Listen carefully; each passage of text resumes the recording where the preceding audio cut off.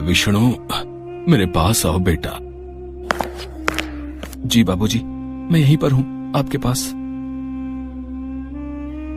एक दिन तो सबको जाना है, मेरा भी वक्त आ गया है। लक्ष्मी, तुम भी मेरे पास आकर बैठो बेटी। अब सुंदर कहाँ है? भैया रास्ते में है बाबूजी, बस पहुंचते ही होंगे। वो भी आ जाता तो ठीक रहता। तुम सबको एक जरूरी बात बतानी थी, कहीं उसके आने से पहले मेरे प्राण न निकल जाएं। ऐसा न कहिए पिताजी, आपको कुछ नहीं होगा। भैया भाभी बस आते ही होंगे। आएंगे, जरूर आएंगे वो, पर मेरे चले जाने के बाद और आते ही अपना हिस्सा मांगेंगे। अच्छे से जानता हूं उन दोनों को। तुम दोनों बहुत भोले हो और वो दोनों एक नंबर के चालाक। खैर, अब जो मैं बताने जा रहा हूं उसे ध्यान से सुनो। मैंने इस तरह बंसीलाल स्वर्ग सिधार गए और उनकी बात अधूरी ही रह गई। विष्णु और लक्ष्मी फूट फूट कर रोने लगे। बंसीलाल के दो बेटे थे। बड़े बेटे का नाम सुंदर और उसकी पत्नी मालती थी, जबकि विष्णु उनका छोटा बेटा था और उसकी पत्नी लक्ष्मी थी। बंसीलाल हमेशा से विष्णु के घर पर ही रहते थे। विष्णु और लक्ष्मी उनकी खूब सेवा करते थे, जबकि सुंदर और मालती को तो हमेशा से बस बंसीलाल की जमीन जायदाद से ही मतलब था।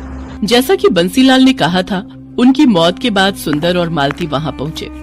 विष्णु, पिताजी चल बसे क्या? जी भैया, हम अनाथ हो गए भैया। बाबूजी नहीं रहे। कोई बात नहीं, हिम्मत रख भाई। अच्छा ये बता, पिताजी ने जाते हुए कुछ कहा क्या? नहीं तो मतलब, अरे वही अपनी जमीन या खेत के बारे में कुछ? नहीं भैया, इस बारे में तो कुछ नहीं कहा। हाँ तो ठीक है ना, आप दो ही भाई तो हो, आधी आधी बांट लो जमीन। भाभी, अभी पिताजी का देहांत हुआ है, ये सब बातें बाद में भी तो हो सकती हैं। हाँ, तो मैं कौन सा बिल्कुल अभी कागज पत्तर मांग रही हूँ। सुंदर और मालती एक नंबर के लालची थे। सुंदर बहुत पहले ही पैसे कमाने के चक्कर में शहर चला गया था और शहर में रहकर उसने अच्छा खासा पैसा भी कमा लिया था, जबकि विष्णु सिर्फ इसलिए गांव में रहा ताकि वो अपने पिता की देखभाल कर सके और खेती बाड़ी संभाल सके। इस तरह से सुंदर के मुकाबले विष्णु हमेशा से ही गरीब ही रहा। लेकिन इस बात का न तो विष्णु को कोई अफसोस था और न ही उसकी पत्नी लक्ष्मी को। दोनों ने मिलकर बंसीलाल का बहुत अच्छे से ख्याल रखा और उन्हें कभी कोई कमी नहीं होने दी। जबकि अमीर होने के बावजूद सुंदर और उसकी पत्नी मालती एक नंबर के कंजूस और लालची थे। उन्होंने जीते जी तो कभी बंसीलाल की सुध नहीं ली, लेकिन अब उनके देहांत के बाद अपना हिस्सा मांगने जरूर पहुंच गए थे।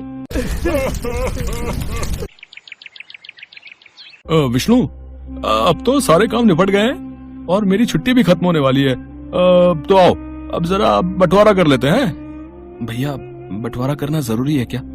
और नहीं तो क्या विष्णु भैया, आप तो रहते हो गांव में, अपनी जमीन की देखरेख कर ही लोगे, पर हम शहर से कहाँ आते रहेंगे बार बार? इतना टाइम थोड़े ही होता है हमारे पास। अब बंटवारा हो जाए तो हम अपने हिस्से की जमीन बेचकर निश्चिंत हो जाए और फिर चले जाए वापस। भाभी, तो क्या गांव से कोई नाता नहीं रखोगी? अब यहाँ गांव में है ही क्या लक्ष्मी? पहले पिताजी थे तो फिर भी आना जाना हो जाता था, अब क्या ही करना है यहाँ आकर? मालती और सुंदर ने जिद ठान ली थी कि बंटवारा तो होकर रहेगा। और फिर बंटवारे से ठीक एक दिन पहले, सुनो जी। हाँ बताओ। मेरे पास एक कमाल का आइडिया है। अगर हम कुछ ऐसा करें कि विष्णु अपनी जमीन भी हमें बेच दे तो कैसा रहेगा? पर वो अपने हिस्से की जमीन हमें क्यों बेचेगा? और हम क्या करेंगे इतनी सारी जमीन का भाई? हम क्या करेंगे मतलब? अरे सारी जमीन बेच बाच कर शहर में बढ़िया घर और चमचमाती गाड़ी लेंगे, और क्या। पर ऐसा होगा कैसे भाई? मालती ने सुंदर को अपने दिमाग की सारी खुराफात बता दी। फिर अगले दिन सुंदर सुबह विष्णु से बोला, विष्णु, क्या कर रहे हो? खेत जा रहा हूँ भैया, बीज बोने हैं। अच्छा, तो तुम मेरे साथ तहसील नहीं चलोगे क्या? तहसील? वहाँ क्यों जाना है भैया? अरे वो पिताजी का मृत्यु प्रमाण पत्र लेकर जमीन अपने नाम ट्रांसफर करवानी पड़ेगी ना। ओहो, भैया आप ही देख लो ना ये सब, मुझे वैसे इन सब के बारे में क्या पता। चलो ठीक है, मैं अपने हिसाब से देख लूंगा। भोला भाला विष्णु सुंदर पर बहुत भरोसा करता था। आखिर दोनों सगे भाई थे। उधर मालती और सुंदर तो यही चाहते थे कि विष्णु उनके साथ ना जाए। मालती और विष्णु उस दिन तहसील के बहाने सारा दिन घूमते रहे और फिर शाम को अपने प्लान के मुताबिक वो घर में दाखिल हुए। अरे भैया भाभी, आ गए आप लोग? थक गए होंगे ना, पूरा दिन लग गया आज तो। अरे पूछो मत, पूरा दिन धूप में परेशान हो गए। और हासिल क्या हुआ? ढेला। ढेला ही मिलेगा ना। पिताजी ने हमारे लिए कुछ नहीं छोड़ा। कुछ नहीं छोड़ा? मतलब पिताजी हमारे लिए इतनी सारी जमीन छोड़ तो गए हैं ना? अरे ये जमीन हमारी नहीं है लक्ष्मी। पिताजी ने बैंक से लोन लिया था ना 2 लाख रुपए का, जो उन्होंने चुकाया नहीं, और बैंक ने अब जमीन पर केस लगा दिया है। तब तक उनको पैसा नहीं मिलेगा। जमीन हमारी तो क्या, किसी के भी नाम नहीं हो पाएगी। पर भैया, पिताजी ने तो इस बारे में कभी कुछ नहीं बताया। अरे कैसे बताते? अगर वो बता देते कि जमीन गिरवी रखी है तो हम नाराज नहीं हो जाते? खुद तो चले गए और हमें भिखारी बना गए। कुछ भी हो भाभी, पर ऐसे तो मत बोलिए पिताजी के बारे में। अरे तुम चुप रहो लक्ष्मी। ये देख रही हो, ये बैंक का नोटिस है। इसमें साफ साफ लिखा है कि अगर हमने 1 महीने के अंदर 4 लाख रुपए नहीं चुकाए तो वो खेत की जमीन के साथ साथ हमारे घरों पर भी कब्जा कर लेंगे। हे भगवान, अब हम क्या करेंगे भैया? अब तो बस एक ही तरीका है विष्णु, 2 लाख तुम दो, 2 लाख हम देते हैं और जमीन बचा लेते हैं। भैया लेकिन इतना पैसा तो नहीं है हमारे पास। विष्णु और लक्ष्मी सुंदर और मालती की चाल में फंस चुके थे। वैसे एक तरीका है जिससे काम बन सकता है। हाँ, तो जल्दी बताओ ना। अगर ये दोनों अपने हिस्से की जमीन बेच दें तो काम बन सकता है। पर हम जमीन कैसे बेच सकते हैं? आप ही ने तो बताया कि जमीन पर केस है।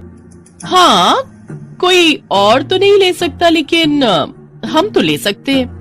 अगर तुम दोनों अपने हिस्से की जमीन हमें दे दो तो मैं अपने भैया से 2 लाख रुपए लेकर बैंक के पैसे चुका दूंगी, और फिर जब जमीन पर केस खत्म हो जाएगा तो उसे बेचकर अपने भैया के पैसे चुका दूंगी। भाभी, ऐसे तो हमारे पास जमीन ही नहीं रहेगी। अरे नहीं, ऐसा मत सोचो। वो नदी के पास अपना छोटा खेत है ना, ऐसा करो उसे तुम ले लो, उसी पर खेती करो। तुम मेरे भाई हो, इतना तो मैं कर ही सकता हूँ तुम्हारे लिए। बस एक वही ऐसा खेत है जो गिरवी नहीं है। मालती और सुंदर ने बहुत गहरी चाल चली थी। उधर विष्णु और लक्ष्मी सोच रहे थे कि उनके भैया भाभी ने उनका घर बिकने से बचा लिया है। फिर वैसा ही हुआ जैसा तय हुआ था। लक्ष्मी और विष्णु ने अपने हिस्से की जमीन मालती के नाम कर दी और खुद नदी के पास वाले खेत में खेती करने लगे। फिर कई दिन बीत गए। मालती और सुंदर सारी जमीन मिलने से खुश थे, तो विष्णु और लक्ष्मी भी अपना घर बच जाने की बात से संतुष्ट थे। लेकिन वो कहते हैं ना कि जो जैसा बोता है वैसा ही काटता है। एक दिन सुबह सुबह नदी के पास वाले खेत में, लक्ष्मी, लक्ष्मी, जल्दी इधर आओ। क्या हुआ जी? ये देखो, खेत में जुताई करते हुए मुझे क्या मिला?